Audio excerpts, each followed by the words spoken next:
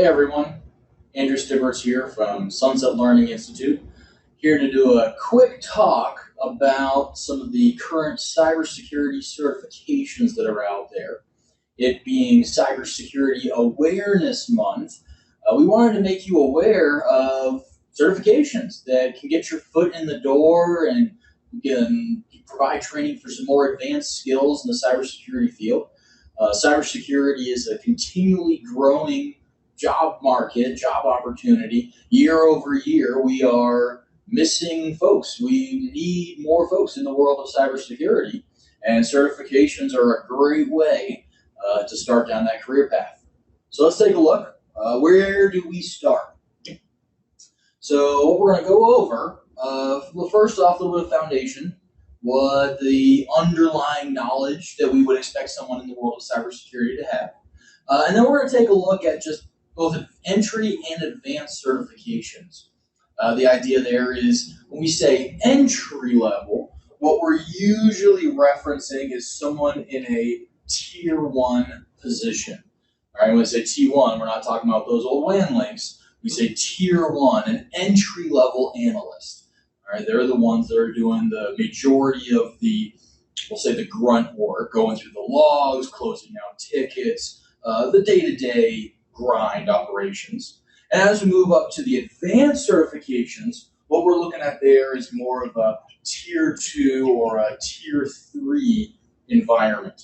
All right, and so what tier 2 and tier 3, what those jobs entail, that might vary organization to organization, what they exactly think their tier 3 analysts are doing. But at a high level, these more advanced certifications, that level of knowledge is generally found in the tier 2 and tier 3 jobs in these various organizations. And then we'll look toward the future. If you want to move into more specialized areas, what else is out there? All right. So first off, the foundation. What should everybody know as you move into the world of cybersecurity? Well, we're looking at basic IP routing, IPv4 and IPv6, understanding what basic operating systems do, Windows and Linux. It's the groundwork. We need to know how our networks work well, what applications we use, what messages they use to communicate. When it comes to the cloud, what is the cloud? How does it work?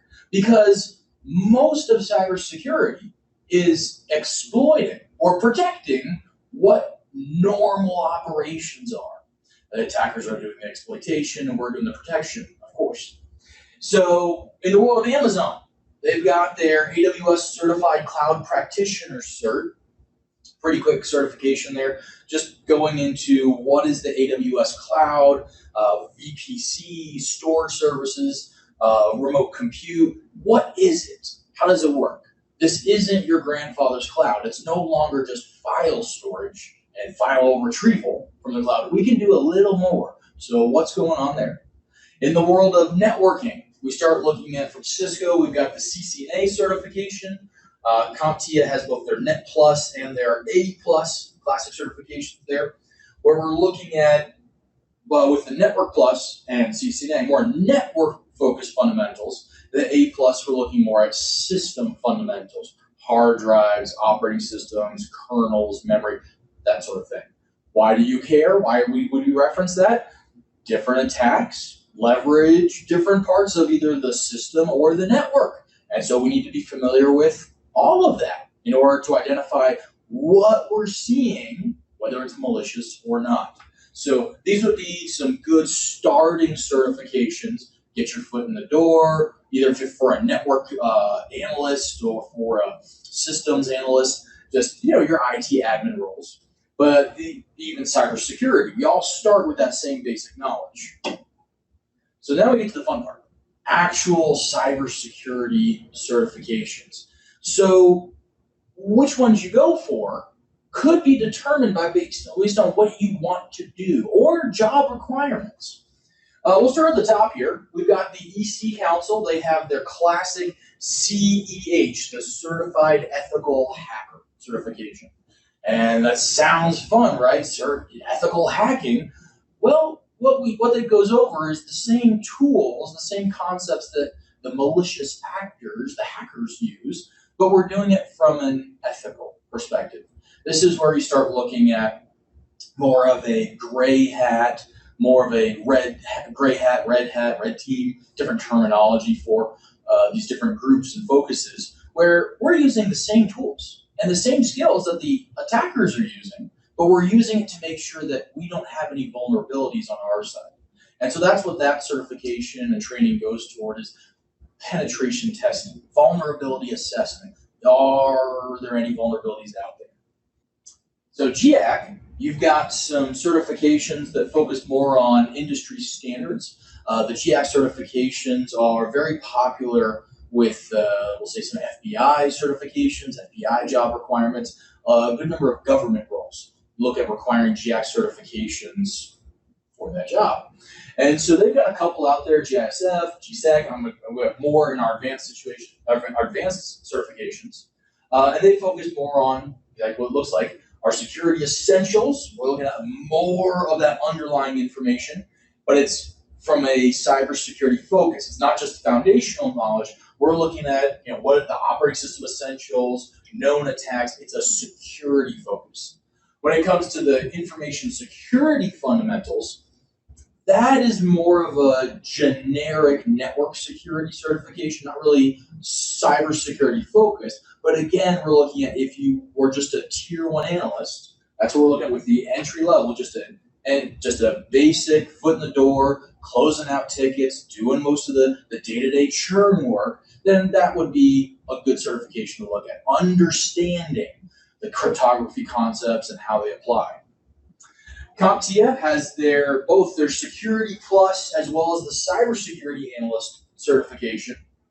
The Security Plus there, that classically could be used for just general network admins who needed more of a security knowledge, needs to know more about firewalls and encryption in general, not necessarily cybersecurity focused, but definitely some tie-in between the information security fundamentals and that Security Plus that's laying the groundwork, but more from a security focus.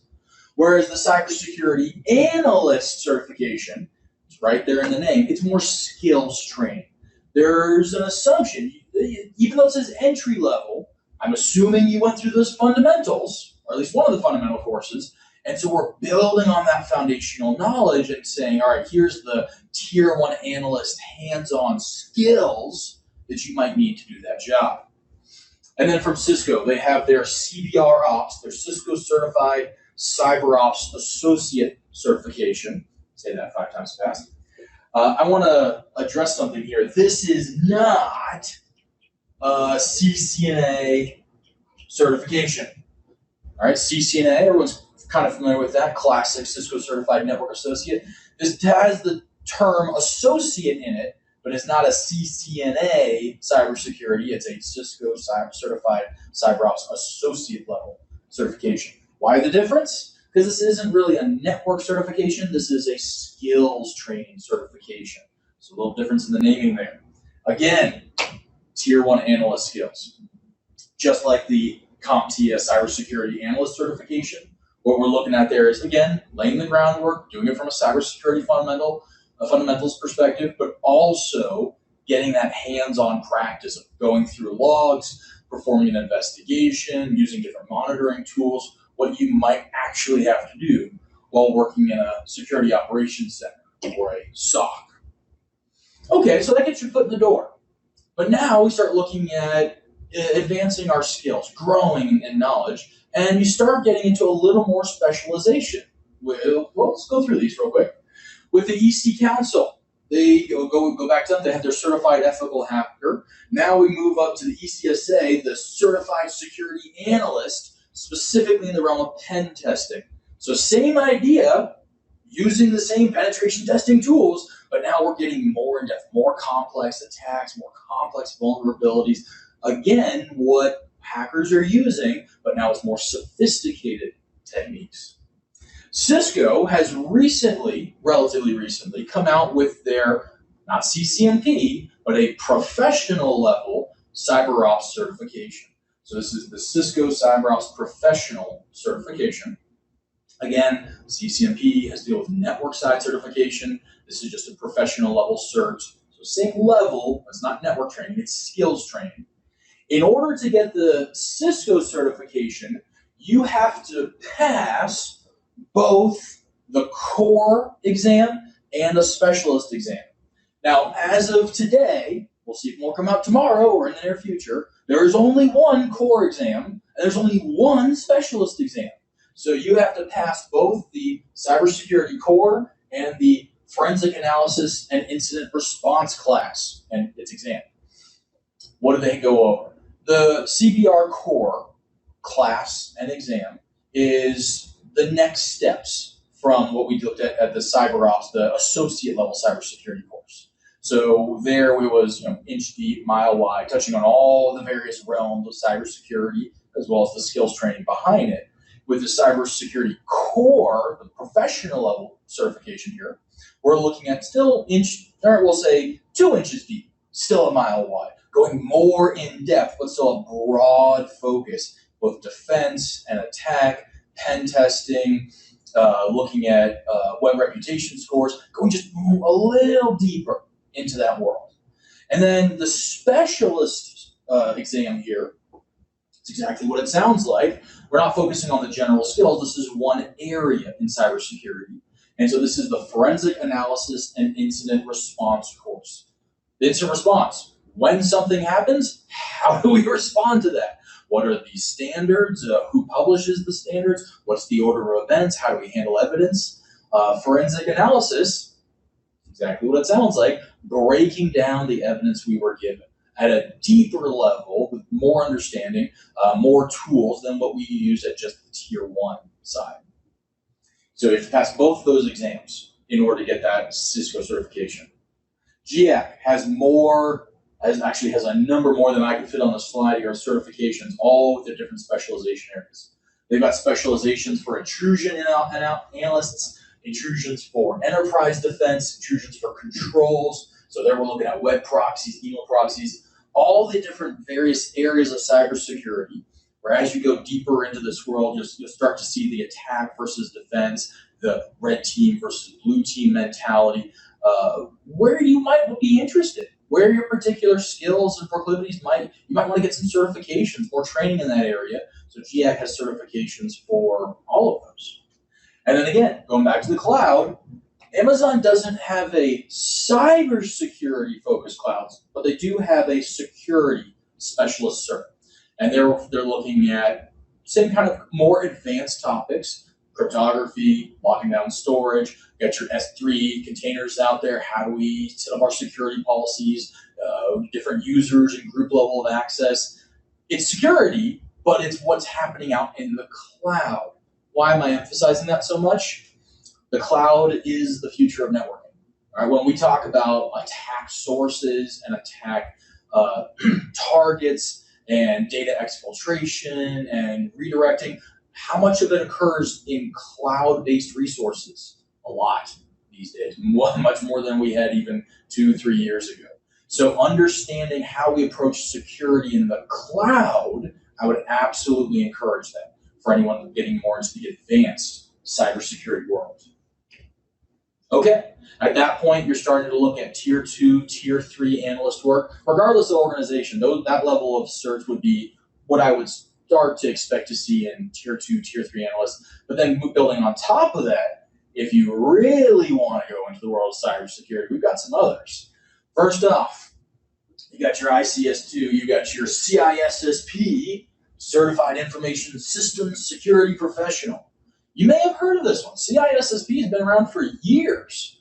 And the idea here is, in order to get this, you have to have been in the IT, in the security environment for years. You have to have multiple areas of proficiency. It's very much so a standards, like NIST recommendations-based certification. A lot of compliance is built in there as well. But this is definitely more of a management, more of a team lead certification, where we're looking at making sure we're all dotting the T's, crossing the I's correctly as we're processing through our investigations. So that's why I say, I put this little bullet point here. I say, not for most analysts. Absolutely. if you're actually doing the work, if you're actually closing out tickets, doing the pen testing, monitoring the firewall, CISSP might not be for you because it's more of a management, it's more of a team lead. It's definitely good for learning about the standards that are out there, but do you see the difference there? It's not a practical skills certification, it's a knowledge certification. GAC, we have the reverse engineering, the GREM, the reverse engineering malware, the GREM certification. Malware reverse engineering, taking a piece of malware and running it hundreds, thousands of times, and analyzing what input gives what output, the better to understand how does it actually work so that we can then write firewall rules, write IPS signatures to better detect that malware and other malware like it in the future. So if you find yourself attracted, very much so a numbers process here, attracted to the programming, the coding of malware, and understanding how it works, that we have certifications for that. There's training for it. And then you have companies like Cisco, they have their Talos arm, where a lot of malware reverse engineers, a lot of brilliant folks over there, and they're doing that kind of work. So when we see a new threat out there, we can write the rules, share them with the world about how to prevent that in the future. So there's training and certification for getting down into the code. How does it actually work? And then back to EC Council again, you have the LPT Master, the Licensed Penetration Testing Master exam. So this would definitely be on that pen testing, red hat style team where, if you're interested more in getting paid as a consultant to come in and knock on the front door of their firewall and make sure it's really locked down, that's where this kind of training certification comes into play. And yeah, 18-hour exam, you're going through almost everything. The endpoints, the network, remote access, wired, wireless, shell, it's so much. But you're proving your proficiency at being able to run through a host of, not just a single host, but a host of possible vulnerabilities, and then the knowledge of how to exploit those in an environment. So is that certification required to become a pen testing consultant? No, but it's definitely one, if that's attractive to you, definitely one that I would look at. So hopefully this was helpful. And again, I want to encourage everyone, year over year, we need more folks in the world of cybersecurity. We've got all the tools. We've got all the financing, all the knowledge and intelligence from our networks. We have all of that, but we never have enough of our actual analysts doing the work. So if you're interested, we've got certifications for whatever level you find yourself at to start you on that track. Hopefully this has been helpful.